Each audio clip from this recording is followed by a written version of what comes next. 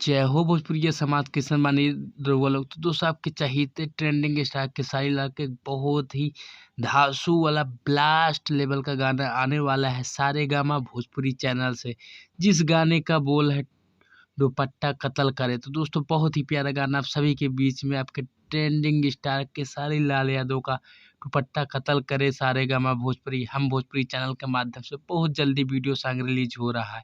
तो दोस्तों जितने भी भोजपुरी के दर्शक हैं आप सबसे यह कहूँगा खेसारी लाल के इस गानों को बहुत सारा प्यार और आशीर्वाद दें, गानों को सुपर डुपर हिट बनाया। तो दोस्तों बहुत ही और कल सुबह आप सभी के बीच में अंकिता फिल्म के माध्यम से भगवान तेरा धंधा बढ़ाए का वीडियो सॉन्ग आ रहा है। इस गानों को भी बहुत सारा प्यार और आशीर्वाद दें। तो दोस्तों जितने भी भोजपुरिया समाज है आप सभी से कहूँगा भोजपुरी में जो चैनल को सब्सक्राइब कर लीजिए, क्योंकि खेसारी लाल से जुड़ी हर खबर सबसे पहले आपको मिलेगी। तो जल्दी से जल्दी भोजपुरी में चैनल को सब्सक्राइब करें और पाएं खेसारी लाल से जुड़ी हर खबर सबसे पहले सबसे पहले सबसे पहले सबसे पहले।